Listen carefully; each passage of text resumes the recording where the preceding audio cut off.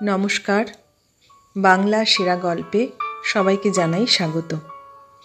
শুরু করছি আজকের গল্প। আজ পড়ে শোনাব সাহিত্যিক বিমল মিত্রের লেখা গল্প, যে গল্প লেখা হয়নি। তাহলে শুরু করি। গল্প, যে গল্প লেখা হয়নি। যে গল্প আমি আজও লিখিনি সেই গল্পটা বলি। মাত্র দুরতি ওজনের এক টুকরো হিরে, তাই নিয়েই একটা গল্প মাথায় এসেছিল। গল্পটা লিখবার আগে উষাপতিকে একটা চিঠি লিখেছিলাম, তার অনুমতি চেয়ে। উষাপতি উত্তরে লিখেছিল, সতীকে নিয়ে তুই গল্প লিখতে পারিস, তাতে আমার কোনো আপত্তি নেই, কিন্তু দেখিস ভাই, যাতে সতীর কোনো দুর্নাম বা বদনাম হয় এমন কিছু লিখিস নে। জানিস তো মেয়ে মানুষের মন, চট করে এমন কাণ্ড করে বসবে। আরও অনেক কথা লিখেছিল। উষাপতি তখন ছিল পলাশপুরের স্টেশন মাস্টার। এখন বদলি হয়েছে রায়গড়ে, মাইনেও অনেক বেড়েছে। 2 পয়সা এদিক ওদিক থেকেও আসে। নিজেও বিশেষ খরচ স্বভাবের লোক নয়, কিন্তু চিঠির শেষে লিখেছে, তোদের ওখানে যদি ভালো কোনো ডাক্তার থাকে একটু খবর নিয়ে জানাস, সতীকে চিকিৎসা করাতে চাই। অনেক ডাক্তার, বদ্যি, হাকিম, সাধুকে দেখালাম, খরচও প্রচুর হচ্ছে, কিন্তু কিছুই হচ্ছে না। উষাপতির অনুমতি নিয়ে গল্পটা আরম্ভ করেছিলাম বটে, কিন্তু লিখতে গিয়ে হঠাৎ কেমন হাসি পেল। সতীকে নিয়েই গল্পটা বটে। উষাপতিকে অবশ্য জানাইনি দুরতি ওজনের হীরের কথা। জানিয়েছিলাম সতীই আমার গল্পের নায়িকা, কিন্তু আসলে তো জানি যে সতী আমার গল্পের উপনায়িকা ছাড়া আর অন্য কিছুই নয়। শকুন্তলার যেমন প্রিয়ংবদা। কিন্তু সেই রাত্রের অন্ধকারে আমার ঘরে কে এসেছিল? এ গল্পের নায়িকা না উপনায়িকা? সত্যি সেই রাতটার মধ্যেও যেন কিছু মোহ ছিল। সেটা বুঝি ফাল্গুনী পূর্ণিমার রাত। জীবনে কতদিন জীবিকার জন্যে রাতের পর রাত জেগে কাটিয়েছি তার হিসেব নেই। অফিসের 4টে দেয়ালের মধ্যে কাজ করতে করতে অনেকবার বাইরে চেয়ে দেখেছি, কেমন করে রাতের গাঢ় অন্ধকার পাতলা হয়ে নীল হয়, সেই নীল কেমন করে সাদা হয় তাও লক্ষ্য করেছি। কিন্তু তবু মনে হয়েছে রোজই যেন নতুন দৃশ্য দেখছি। 10 বছর আগের সেই রাতটা যেন আজও আমার জীবনে অনন্য আর একক হয়ে আছে। পলাশপুরের স্টেশন মাস্টারের বাংলোর সেই সঙ্গীহীন ঘরে সারা রাত তো আমার অনিদ্রাতেই কেটেছিল। তবু সকালবেলা জলখাবার খেতে বসে উষাপতি অবাক হয়ে গিয়েছিল আমার চেহারা দেখে। বলেছিল, রাত্রে তোর ঘুম হয়নি নাকি? বলেছিলাম, না। উষাপতি বলেছিলেন, আমারও হয়নি। কি জানি কেমন করে যেন সন্দেহ হয়েছিল। বলেছিলাম, কেন, তোর হয়নি কেন? উষাপতি চায়ে চুমুক দিতে দিতে বলেছিল, কিন্তু যা বলেছিল তা বলবার আগে গোড়া থেকে সমস্ত ঘটনাটাই বলা দরকার। উষাপতি তখন সবে বদলি হয়েছে পলাশপুরে, নতুন বিয়ে করে সংসার পেতেছিল ওখানে। ওর অনেক দিনের সাধ ছিল আমাকে ওর বউ দেখায়। চিঠিতে লিখেছিল কতবার, নাকি বেশ নিরিবিলি জায়গা, অন্তত কলকাতার চেয়ে নিশ্চয়ই নিরিবিলি। 4-5টা কলিয়ারির সাইডিং শুধু বেরিয়ে গেছে স্টেশন থেকে। কলিয়ারি ছাড়া স্টেশনের আর কোনো উপযোগিতাও ছিল না। মাঝে মাঝে চিঠি লিখত আমাকে, এবার শীতকালে নিশ্চয়ই আসিস, তোর জন্যে সব রকমের ব্যবস্থা করে রেখেছি। কিন্তু যাওয়া আর আমার হয়ে ওঠেনি। উষাপতি যখনই ছুটিতে এসেছে দেখা করেছে আমার সঙ্গে। বলেছে, আমার ওখানে গেলি না তো একবার? বিশেষ করে স্টেশন মাস্টারের বাড়িতে অতিথি হওয়ার একটা লোভও ছিল বরাবর। মুরগি, মাছ, ডিম, ঘি সবই স্টেশন মাস্টারের প্রায় বিনা পয়সায় প্রাপ্য। আকারে প্রকারে উষাপতি আমাকে জানিয়েও দিয়েছে সে কথা, কিন্তু নিজের কোটর ছেড়ে নড়াচড়া করার সুবিধে হয়ে ওঠেনি বলে যাওয়াও হয়নি ওর কাছে। কিন্তু সেবার বিলাসপুরে যাবার পথে কেমন করে যে কাটনি স্টেশনে হঠাৎ নেমে পড়লাম তা নিজেই জানি না। কাটনি থেকে কয়েকটা স্টেশন গেলেই পলাশপুর, ব্রাঞ্চ লাইনের ট্রেন। একটা রাত থাকবো ওখানে, তারপর পরদিন আবার ফিরব, এই ছিল মতলব। যখন গিয়ে পলাশপুরে পৌঁছলাম তখন বিকেল। স্টেশনে দাঁড়িয়েছিল উষাপতি। সাদা গলাবন্ধ কোট পরলেও চিনতে কষ্ট হলো না। আমাকে দেখেই একেবারে জড়িয়ে ধরেছে। বললাম, কিন্তু কালকেই আমাকে ছেড়ে দিতে হবে ভাই, ভীষণ কাজ। সে হবে না বলে কাকে যেন হুকুম দিলে আমার মালপত্তর বাড়িতে নিয়ে যেতে। তা পলাশপুর বেশ বড় স্টেশন, সব গাড়ি জল নেয় এখানে। বাইরে বিরাট একটা খেলার মাঠ, জাফরি দেওয়া বড় বড় বাংলো, রাস্তায় ফিরিঙ্গি সাহেব মেমদের ভিড়, সাইকেল রিকশার চল আছে বেশি দিকে। বিকেলবেলার গাড়ি দেখতে প্ল্যাটফর্ম টাউনের লোক এসে জুটেছে। গাড়ি চলে যাবার সঙ্গে সঙ্গে আবার সব চলে গেল প্ল্যাটফর্ম থেকে। ফাঁকা স্টেশন। উষাপতির হাজার কাজ। 10 জনকে হুকুম দিতে হয়, 10 জনকে শাসন করতে হয়। কাজের ফাঁকে একবার বললে, আর একটু বস, একসঙ্গে যাব বাড়িতে, আর এই কাজটা সেরে নি। শেষ পর্যন্ত একসময় কাজ সেরে উঠল উষাপতি। বললে, আর পারিনি কাজের ঠেলায়। এই দেখ না, তুই এলি, তোর সঙ্গে একটু ভালো করে কথা পর্যন্ত বলতে পারলাম না। যা হোক, তারপর কাল কিন্তু তোর যাওয়া হবে না বলে রাখছি। ও সব ওজোর আপত্তি শুনছি নে। বললাম, তা হয় না রে, ওদিকে আবার একদিন দেরি হলে ভারী অসুবিধে হবে। সে কৈফিয়ত দিস তুই মিলির কাছে, তার হাতে তোকে ছেড়ে দিয়ে আমি খালাস। ভাই, বাড়ির ব্যাপারে আমি নাক গলাই না। বাড়ির মধ্যে ঢুকেছ কি আমার এলাকার বাইরে চলে গেলে, সেখানে মিলির কথাই ফাইনাল। বললাম, পুরোপুরি ডিভিশন অব লেবার দেখছি। উষাপতি সিগারেট টান দিতে দিতে বললে, না করে উপায় ছিল না ভাই। আমার অফিসের এত কাজ যে এরপরে আর বাড়ির কোনো ব্যাপারে মাথা ঘামাবার ফুরসত পাই না। ওটা মিলি নিজের ঘাড়েই নিয়েছে। বলেছে, বাড়ির ব্যাপারে সম্পূর্ণ আমায় স্বরাজ দিতে হবে। তা এমন কি ওর চিঠি পর্যন্ত আমি খুলে পড়তে পারবো না, ও আমার চিঠিপত্র খুলবে না। তারপর একটু থেমে বললে, এই যে তুই এলি, কি খাবি না খাবি সমস্ত ভাবনা তার। কোথায় শুবি, কি করবি, ও নিয়ে আমায় আর মাথা ঘামাতে দেবে না।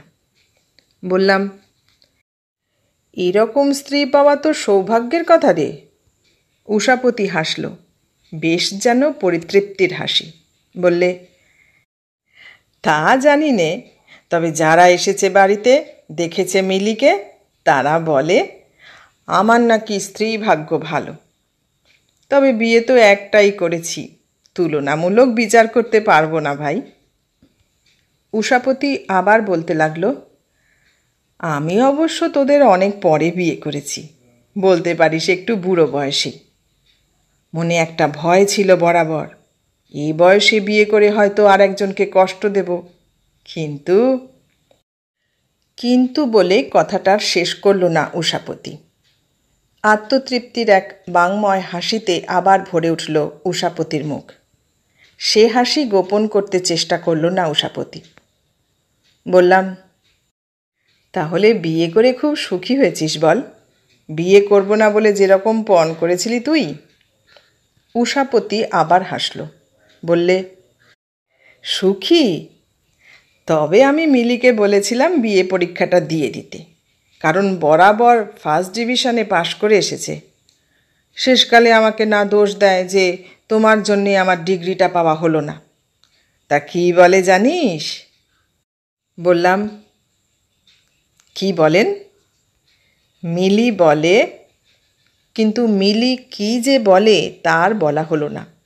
হঠাৎ লেজ নাড়তে নাড়তে একটা বিলিতি টেবিয়ার কুকুর এসে আপ্যায়ন জানাতে লাগলো উষাপতিকে। উষাপতি বললে, আরে তুই ঠিক টের পেয়েছিস দেখছি। বললাম, তুই আবার কুকুর পুষেছিস নাকি? আরে আমি পুষতে যাব কেন, মিলির ছোটোবেলাকার কুকুর। বিয়ের পর এও এসেছে সঙ্গে। যাকগে, যে কথা বলছিলাম, বলে উষাপতি আবার পুরনো প্রসঙ্গে ফিরে এলো। গলা নিচু করে হাসতে হাসতে বললে, কালকে আমাদের বিয়ের বার্ষিকী গেছে কি না, খুব খাওয়া দাওয়া হয়েছিল। কুকুরটা খুব খুশি আছে তাই। তা সেই উপলক্ষে হিরে বসানো নেকলেস একটা দিয়েছি ভাই মিলিকে, আনিয়েছি কলকাতা থেকে। তুই একবার দেখিস তো বেটারা ঠকালো না ঠিক দাম নিয়েছে। বললাম, কত দাম নিলে? 1400 টাকা নিয়েছে অবশ্য, তা নিগ্গে সেজন্যে কিছু নয়। উপরি পয়সা ওয়াগন পিছু কিছু কিছু পাওয়া যায়। কলিয়ারি যদ্দিন আছে ভাই, টাকার অভাবটা নেই তদ্দিন। তারপরে যদি বদলি করে কখনো কোনো খারাপ স্টেশনে, তখন দেখা যাবে। কথা বলতে বলতে উষাপতির বাংলোর সামনে এসে গিয়েছিলাম। উষাপতির আভাস পেয়ে বুঝি তার স্ত্রীও এসে দাঁড়ালো সামনে। আমাকে অবশ্য আশাই করেছিল, কারণ আমার সুটকেস বিছানা আগেই পৌঁছে গেছে সেখানে। কিন্তু উষাপতির স্ত্রীর মুখের দিকে চেয়ে কেমন যেন থমকে গেলাম। আমাকে দেখে যেন কালো হয়ে এলো তার মুখখানা, তবে এক মুহূর্তের জন্যে, এমন কিছু নজরে পড়বার মতো নয়। উষাপতি এগিয়ে গিয়ে বলল, এই দেখো কাকে এনেছি, আমাদের দলের হিরো এ। আর ইনি। আলাপ হলো। এবার হাসি মুখে অভ্যর্থনা করলেন মিলি দেবী। টেবিলে গিয়ে বসলাম। চায়ের সরঞ্জাম তৈরি ছিল। চা তুলে নিয়ে উষাপতি বললে, কিন্তু ও কি বলছে জানো, ও নাকি কালই চলে যাবে। মিলি দেবী হঠাৎ অবাক হয়ে আমার দিকে চাইলেন। সে কি, তা বললে শুনছি না, কাল আপনার যাওয়া চলবে না। উষাপতি বললে, এখন তোমার হাতে ভার দিয়ে দিলাম, আমার আর কিছু করবার নেই, যা ভালো বোঝো করো। মিলি দেবী হাসতে হাসতে বললেন, তাই নাকি? বললাম, ক্ষমা করবেন, এবার পরের বার বরং থাকবো যতদিন বলেন, এবার বিশেষ জরুরি কাজে। মিলি দেবী বললেন, বাড়িতে যখন আমার এলাকার মধ্যে এসেছেন তখন আপনাকে দুদিন থেকে যেতেই হবে। আমরা বিদেশে পড়ে থাকি, একটু বুঝি দয়ামায়া নেই আপনাদের? উষাপতি হাসল। হাসতে লাগলাম আমিও। মিলি দেবীও হাসতে লাগলেন। কথা বলতে বলতে উষাপতি হঠাৎ বললে, তোমার নেকলেসটা দাও তো একবার দেখাই। বললাম, আমি তো এখান থেকেই দেখতে পাচ্ছি বেশ, ওর গলাতেই তো মানাচ্ছে ভালো, কেন আর? উষাপতি বললে, না না, তা কি হয়, হারটা খুলে দাও, বেটারা ঠকালে কিনা জেনে নেওয়া ভালো। এ আমাদের ভালো সমঝদার একজন, ওদের ফ্যামিলিতে এসব জিনিস আছে অনেক। মিলি দেবী নেকলেসটা খুললেন। বেশ চমৎকার জিনিসটা মনে হলো। দেখে মনে হলো ন্যায্য দামই নিয়েছে। নতুন ডিজাইনের জড়োয়ার কাজ করা হার, ঠিক লকেটের ওপর একটা দুরতির হিরে জ্বলজ্বল করছে। হারটা ফিরিয়ে দিয়ে বললাম, বড় সুন্দর জিনিস, আপনার পছন্দ আছে বৌদি। মিলি দেবী খানিক পরে চলে যাবার পর উষাপতি বললে, বেশি বয়সে বিয়ে করলে এইসব গুণেগার দিতে হয় ভাই। বললাম, কেন, এই কথা বলছিস কেন?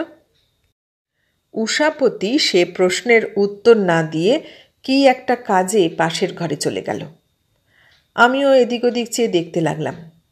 বড়লোক হয়েছে উষাপতি এখন, জীবনে সুপ্রতিষ্ঠিত হয়েছে, সুন্দরী স্ত্রী পেয়েছে।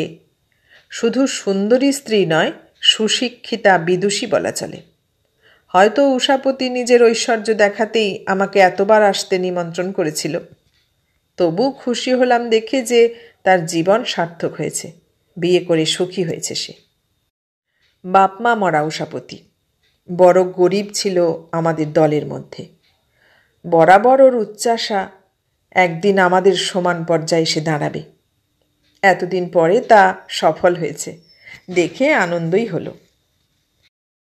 অনেক দিন আগেকার কথা, ভালো করে সব মনে নেই, শুধু মনে আছে বেশ আনন্দে হাসিতে গল্পে কেটে গেল সে সন্ধেটা।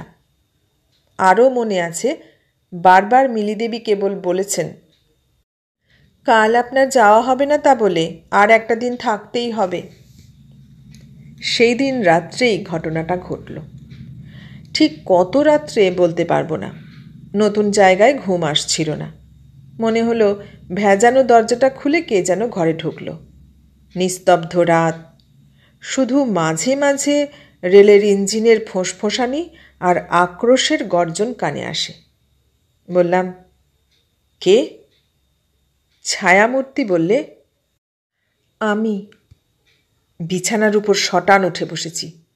অস্পষ্ট হলেও অনুমান করে নিতে কষ্ট হলো না। বললাম, আপনি হঠাৎ? মিলিদেবী বলে উঠলেন, আপনি হঠাৎ এখানে আসতে পারেন আর আমি পারি না? এ আমার বাড়ি, আমার স্বামীর ঘর। আমি এখানে খুব সুখী ছিলাম। কেন তুমি এলে?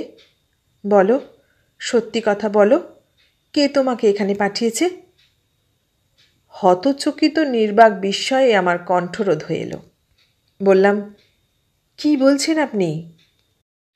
চিৎকার করো না, পাশের ঘরে আমার স্বামী শুয়ে আছেন। তুমি ললিতকে বলো মিলি তাকে ভুলে গেছে। কাঁসারিপাড়া লেনের সে বাড়িটা, সে ঘরটা আমার আর মনে নেই। আমি এখন মিলি মল্লিক, আমি এখন পরস্ত্রী। আবার বললাম, আমি কিছু বুঝতে পারছি না। মিথ্যে কথা বলো না, আমি তোমাদের সবাইকে চিনি। ললিত তোমার ভাগ্নে নয়? বোটানিক্যাল গার্ডেনে পিকনিক করতে আমাদের সঙ্গে যাওনি তুমি? ইন্টারমিডিয়েট টেস্ট পরীক্ষা দিয়ে ট্যাক্সি করে কারা ঘুরিয়েছিল আমাকে? আমরা গরিব ছিলাম, তাই তোমাদের সাহায্য আমরা তখন নিয়েছি। কিন্তু এখন তো আমি বড়লোকের স্ত্রী, এখানে তোমাদের প্রয়োজন মিটে গেছে। এখন শাড়ি দিতে এলেও নেব না, গয়না দিতে এলেও নেব না, আমি সিনেমা দেখাতে এলেও যাব না তোমাদের সঙ্গে। কেন এসেছো তুমি? একজনকে পাগল করে দিয়েছ বলে ভেবেছ আমাকেও করবে? সত্যি বলো তো, কিছু মনে পড়ছে না? ললিত নামে কোনো ভাগ্নে দূরে থাক, ও নামের কোনো বন্ধুও আমার কোনো কালে ছিল না। কি জানি কি খেয়াল হলো, বললাম, পড়ছে। ললিত তোমায় পাঠিয়েছে? সত্যি কিনা বলো। এবারও বললাম, হ্যাঁ। আমি তোমাদের সকলকে চিনি। জানতাম না আমার স্বামীর সঙ্গে তোমার বন্ধুত্ব আছে। কিন্তু তোমাদের পায়ে পড়ি, আর কখনো এসো না এখানে। যাও, কাল সকালেই চলে যেও এখান থেকে, বুঝলে? বললাম, যাব। হ্যাঁ, তাই যেও। শরীরটাকে ঝাঁকুনি দিয়ে মিলিদেবী যেমন এসেছিলেন তেমনি চলে গেলেন। তারপর সমস্ত রাত আমার আর ঘুম এলো না। মনে হলো, কার ভুল, আমার না মিলিদেবীর? আর কখনো কোথাও ওকে দেখেছি বলে তো মনে পড়ে না। কে ললিত? কার ভাগ্নে? কবে কার সঙ্গে বোটানিক্যাল গার্ডেনে ঘুরেছেন? কবে ঘুরে বেরিয়েছেন ট্যাক্সিতে? আমার চেহারার সঙ্গে কি অন্য কারো চেহারার বা নামের মিল আছে? নিজের স্মৃতির অলিগলি ঘুঁজি সমস্ত তন্ন তন্ন করে খুঁজেও কোনো কিনারা করতে পারিনি। ভোরবেলায় বিছানা ছেড়ে উঠেছি। উষাপতি তারও আগে উঠেছে। চায়ের টেবিলে পোশাক পরে তৈরি সে। এখনই বোধহয় ডিউটিতে যাবে। পাশে কালকের মতো মিলিদেবীও বসে, কিন্তু চেহারার মধ্যে কোনো বৈলক্ষণ্য নেই যেন। উষাপতি আমাকে দেখেই বললে, কাল রাত্রে তোর ঘুম হয়নি নাকি? এরকম চেহারা কেন রে? বললাম, না, নতুন জায়গা বলে হয়তো। উষাপতি বললে, আমারও হয়নি। জিজ্ঞেস করলাম, কেন? উষাপতি বললে, সতী কাল রাত্রে বড় বিরক্ত করেছে। সতী? সতীকে জিজ্ঞেস করলাম। মিলি দেবী চা ঢালতে ঢালতে বললেন, আমার দিদি। উষাপতি বললে, হ্যাঁ, মিলির দিদি। মাথাটা সম্প্রতি খারাপ হয়েছে, পাগলের মতো লক্ষণ। আমার এখানেই রয়েছে এখন। হঠাৎ যেন সন্দেহ হলো। মিলি দেবীর মুখের দিকে চেয়ে দেখলাম, শান্ত, পরিতৃপ্ত, স্নিগ্ধ দৃষ্টি। কাল রাত্রে তবে কি ভুল দেখেছি? পাগলের প্রলাপ শুনেছি কেবল? উষাপতি আবার বললে, মাঝে মাঝে বেশ থাকে, কাল রাত থেকে আবার হঠাৎ কীরকম মাথাটা বিগড়ে গেছে। সারা বাড়িময় ঘুরে ঘুরে বেরিয়েছে, চিৎকার করেছে, বকেছে, কেঁদেছে। উষাপতি আমাকে নিয়ে গিয়ে দেখালে একটা ঘরের ভেতর বন্ধ, অবিকল মিলি দেবীর মতো দেখতে। বয়সে 2-1 বছরের ছোট বড় হয়তো। ঘরের মধ্যে আপন মনেই বিড়বিড় করে বকছে। উষাপতি বললে, এখন ওই রকম কিছুদিন থাকবে, তারপর আবার কিছুদিন ভালো হয়ে যাবে। স্বামী নেয় না, তারপর থেকেই। কিন্তু তুই আজকে থাকছিস তো? বললাম, না ভাই, আজ পারবো না থাকতে। উষাপতি মিলির দিকে চেয়ে বলল, ও কি বলছে শোনো, থাকবে না নাকি আজ? চা খেতে খেতে হঠাৎ উষাপতি একবার স্ত্রীর দিকে কৌতূহলী হয়ে যেন কি দেখতে লাগলো। কাছে গিয়ে গলার নেকলেসটা দেখে বললে, এ কি, তোমার লকেটের হিরে কোথায় গেল? কই দেখি, কি সর্বনাশ! আমিও দেখলাম। মিলি দেবীও নেকলেসটা খুলে দেখে অবাক হয়ে গেছেন। তাই তো, কাল সন্ধেবেলাও তো ছিল সেটা, কোথায় গেল এক রাত্রের মধ্যে? খোঁজো তো বিছানাটা। বিছানাটা খোঁজা হলো ঘর দোর, এখানে ওখানে। ব্যস্ত হয়ে পড়ল উষাপতি, ব্যস্ত হয়ে পড়লেন মিলি দেবী। কোথাও তো যাওনি, দেখো তো বাথরুমটা। যাবে কোথায়? হাওয়ায় উড়ে যেতে পারে না। শোবার ঘর, হলঘর, আর নয়তো বাথরুম। কিন্তু বৃথা চেষ্টা। সেদিন কোথাও সেই দুরতি ওজনের হিরে আর খুঁজে পাওয়া যায়নি সেদিন। উষাপতি আর মিলি দেবীর কাছে আজ পর্যন্ত সেটা নিরুদ্দেশ হয়েই আছে হয়তো। মনে আছে, সেদিন কারো অনুরোধ উপরোধ না শুনেই চলে এসেছিলাম পলাশপুর থেকে। ফিরে এসে গল্পটা সমস্ত লিখে পাঠিয়েছিলাম উষাপতির কাছে, আপত্তির কিছু আছে কিনা জানতে। উত্তরে উষাপতি লিখেছিল, মিলিও তোর গল্পটা মন দিয়ে পড়েছে, বলেছে গল্পটা ভালো হয়েছে, কিন্তু যেন অসম্পূর্ণ মনে হলো লেখাটা। দুরতি হীরের কথাটা গল্পের পক্ষে মনে হলো যেন অবান্তর হয়ে গেছে। গল্পের সঙ্গে ওর যোগাযোগ কি বোঝা গেল না। আমি অবশ্য সাহিত্যের কী বা বুঝি। যা হোক, সেই হিরেটা এখনও পাওয়া যায়নি, পাওয়া যাবেও না বোধ হয়। আজও একবার ভাবি, মিলি দেবীকে চিঠি একটা লিখব নাকি হিরেটা আমার কাছেই আছে। জানিয়ে দেব নাকি যে সেদিন ভোরবেলা নিজের বিছানাটা বাঁধবার সময় আমার শোবার ঘরেই সেটা কুড়িয়ে পেয়েছিলাম, সেই দুরতি ওজনের হিরেটা। কিন্তু আবার ভাবি, থাক না, উষাপতি স্ত্রী নিয়ে সুখে ঘর সংসার করছে, ওদের সংসারে আগুন জ্বেলে লাভ কি? আমার এই গল্প যদি অসম্পূর্ণ থাকে তো থাক, আমি জীবনে আরও অনেক সম্পূর্ণ গল্প লিখতে পারবো, কিন্তু ওরা সুখে থাকুক। আমার একটা গল্পের চেয়ে ওদের জীবন অনেক দামি।